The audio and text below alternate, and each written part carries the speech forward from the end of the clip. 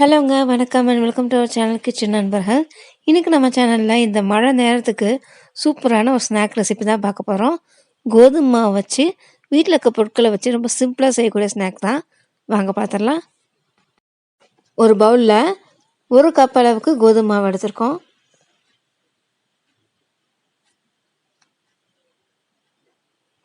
அதே பவுலில் 1/2 கப் அளவுக்கு ரவை,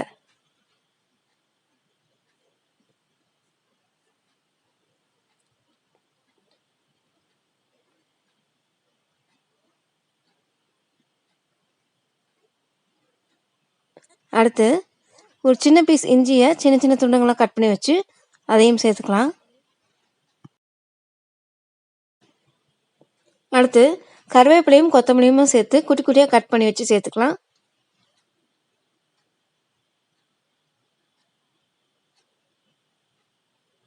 அடுத்து உங்கள் காரத்துக்கு ஏற்ப பச்சை மிளகாய் அதையும் சின்ன சின்னதாக கட் பண்ணி சேர்த்துக்கோங்க. இது பார்த்திங்கன்னா ஒரே ஒரு கேரட்டை துருவி எடுத்து சேர்த்துக்கிறோம்.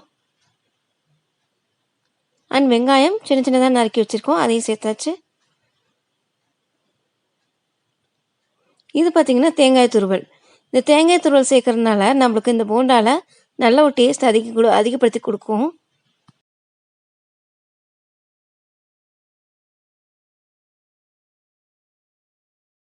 அடுத்து 1 ஸ்பூன் போல் சீரகம் சேர்த்துக்கலாம். தேவைக்கேற்ப உப்பு சேர்த்துக்கலாம். கொஞ்சமாக மிளகுத்தூள், ஒரு 1/4 ஸ்பூன் போல் மிளகுத்தூள் சேர்த்துக்கலாம். உங்கள் வீட்டில் தயிர் இருந்ததுன்னா நீங்கள் 1 கப் அளவுக்கு தயிர் சேர்த்துக்கோங்க. அன்றைக்கி எங்கள் வீட்டில் மோர் தான் இருந்தது, ஸோ 1 கப் அளவுக்கு மோர் சேர்த்துக்கிறோம்.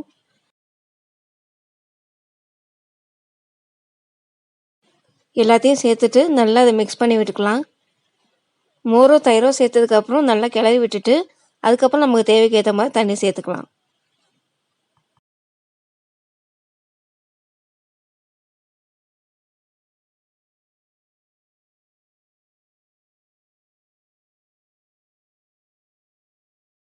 தண்ணி ஒரேடியாக சேர்த்துறாம கொஞ்சம் கொஞ்சமாக சேர்த்து மிக்ஸ் பண்ணிவிட்டு அதுக்கப்புறம் தேவையான சேர்த்துக்கோங்க. நல்லா கிளறி விட்டதுக்கப்புறம் இதை ஒரு தட்டு போட்டு அப்படியே மூடி போட்டு வச்சிடலாம். நல்லா ஊறணும். இது ஒரு 15 நிமிஷத்துக்காச்சும். ஏன்னா ரவை போட்டிருக்கனால கொஞ்சம் நேரம் ஊறினா தான் நல்லாயிருக்கும். ஸோ இப்போ 15 நிமிஷம் ஆச்சு. இப்போ நம்ம இதில் கொஞ்சமாக சோடா உப்பு சேர்த்துக்கலாம். இதையும் சேர்த்துட்டு நல்லா மிக்ஸ் பண்ணிவிட்டு நம்மளுடைய கோதுமை போண்டாவை சுட ஆரம்பிச்சிடலாம்.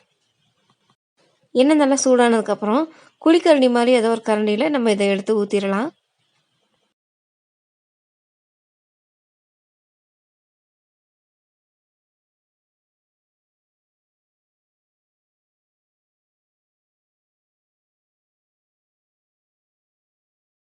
ஒரு பக்கம் நல்லா செவந்ததுக்கப்புறம் இன்னொரு பக்கம் திருப்பி விட்டுடலாம். அவ்வளோதான், நம்மளுடைய கோதுமை போண்டா நல்லா சுட சுட ரெடி ஆயிடுச்சு.